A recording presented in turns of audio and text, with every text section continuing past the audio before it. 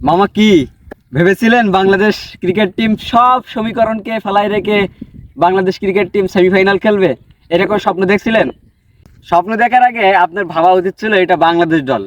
মানে আমাদের এই যে দারিদ্র প্রবণ দেশে, আমাদের এই কৃষি প্রধান দেশে ক্রিকেট খেলা আসলে কে নিয়ে আসছিল, কারা নিয়ে আসছিল, তাদেরকে যদি পাইতাম ভাই, সকাল বিকাল থাবলাইতাম। যে দেশের মানুষ না খেয়ে মরে, যে দেশের মানুষ ক্ষুধার্ত থাকে, সেই দেশের মানুষের ট্যাক্সের টাকায় মূলত বাংলাদেশ ক্রিকেট বোর্ড চলে। এবং সেই ক্রিকেট বোর্ডের যে খেলোয়াড়রা যেভাবে খেলে, সেইটা দেখে মানে আমাদের জীবনে ভাই, আমার জীবনে বাস্তব কথা, আমার জীবনে আমি যতটা না গালিগালাজ দেই, তার চেয়ে বেশি যখন বাংলাদেশের ক্রিকেট খেলা দেখতে বসি, তখন মুখের মধ্যে যেসব ভাষাগুলো চলে আসে, এগুলো ভাই কি যে বলবো, আর বলার কোনো মানে শেষ নাই ভাই।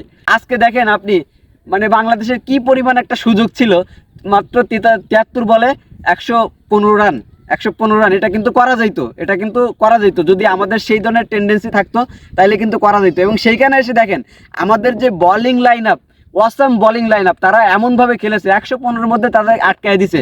যেখানে প্রথমে তারা যেভাবে শুরু করছিল, কোনো উইকেটের কোনো দেখা পাচ্ছিল না, সেইখানটাই এমনভাবে সুন্দর বোলিং লাইন আপ বা আমাদের যে বোলিং টিম এত সুন্দর করে করছে, 115-এর মধ্যে আটকাই দিয়েছে। সেখানে এসে ব্যাটসম্যানরা কি করে দিল, পুরা আমাদের দলটাকে তো ভাসাইলো, পুরা খেলাটাকেই ভাসাই দিল। মানে আমাদের যে সেমিফাইনালে যাওয়ার একটা স্বপ্ন ছিল, সেটা তো ভাসাইলই, শেষ পর্যন্ত ম্যাচটাও জিততে পারলো না। এবার আমার খেলার মধ্যে একটা জিনিস দেখে মনে হয়েছে যে এই যে 12 ওভার এক বলে যে জিততে পারলে বাংলাদেশ যে সেমিফাইনালে যাবে, এটা যে আসলে তারা জানতো কি না এটাও তো জানি না। তারা জানলেও তাদের মধ্যে আসলে কতটা স্প্রিয়া কাজ করেছে আমি জানি না।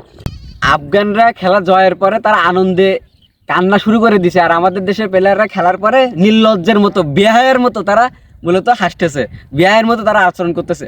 মানে আমরা নিজেরাও আসলে বেহায়া। তাই যদি না হইতো ভাই, বেহায়ার মতো এতবার মানে হারার পরে এতবার মনে হয় যে তৌবা করি ভাই, খেলা দেখার সময় যে আজ জীবনে বাংলাদেশে খেলা দেখবো না, কান ধরে অভ্যেস করি ভাই। তারপরও দিন শেষে আবার ওই যখন বাংলাদেশে খেলায় নির্লজ্জ বেহায়ের মতো আবার গিয়ে টিভির সামনে গিয়ে বসে দেয়, ফোন নিয়ে বসে যায় বাংলাদেশের স্কোরবোর্ড দেখার জন্য, বাংলাদেশের খেলা দেখার জন্য। মানে এই এদের আসলে লজ্জা কোন পর্যায়ে চলে গেছে যে মানে একটা খেলা হারার পরেও তাদের মুখে হাসি ফোরায় না, তারপরে তারা এসে ইন্টারভিউ দেওয়ার সময় তারা কিন্তু নির্লজ্জের মতো হাসে। এবং রাসেল ভাইপার সাম্প্রতিক সময় আলোচিত বিষয়, রাসেল ভাইপার কামড়াইলে আপনার কিন্তু একবারেই আপনি হয়তো মরণ যন্ত্রণা পাবেন, কিন্তু এই যে বাংলাদেশের খেলা দেখলে আপনি প্রতিটা ম্যাচেই আপনি মরণ যন্ত্রণা আপনাকে পাইতে হবে।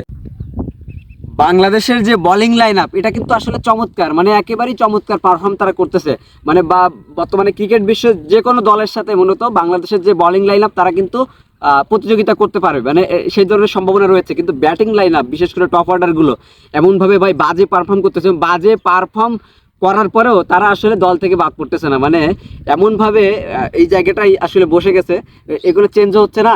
আমাদের যে আসলে আমরা যে দেখি বারবার আসলে বেহায়া নির্লজ্জের মতো মানে মানে কান ধরি যে ভাই আর খেলা দেখবো না, তারপরে দিন শেষে আবার বসতে হয়, কারণ দেশটা তো আমাদের, দলটা তো আমাদের, দিন শেষে আবার সেইখানে যাইতে হয়। আসলে হার পরাজয় জিত যাই বলেন না কেন, দিন শেষে আবার টিভির সামনে গিয়ে বসতে হয় ওই তাদের খেলা দেখার জন্য, কারণ দেশটা আমাদেরই। ওই একটা দেশের যে একটা টান আসলে কাজ করে। আপনি তো অন্য কোনো দেশ না, আপনার তো অস্ট্রেলিয়া না, আপনার অন্য কোনো দেশ নাই বা ইন্ডিয়া না, তাদের মতো ভালো টিমও আপনাদের না। তারপরও দিন শেষে আমরা তাদেরকে নিয়ে আশা করি, তাদেরকে নিয়ে ভরসা করি, তাদেরকে নিয়ে প্রত্যাশা রাখি। কিন্তু তারা আসলে যেভাবে আমাদেরকে প্রত্যাশার জায়গাটা ভাই চেষ্টা করে হারলে সেটা একটা বিষয় ছিল, কিন্তু তারা মানে মানে তাদের মধ্যে কোনো নাই ভাই।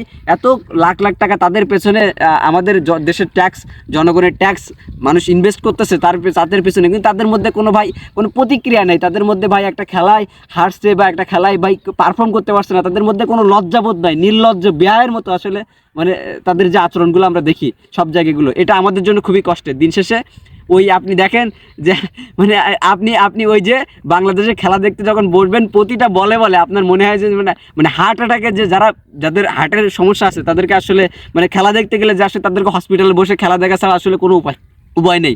ওই মায়ের দোয়া ক্রিকেট টিমের মানে দোয়া করতে করতে ভাই, দোয়া একেবারে মনে করেন যে পর্যায়ে চলে গেছে। তারপরে আমাদের এই দোয়া আসলে কাজে লাগতেছে না।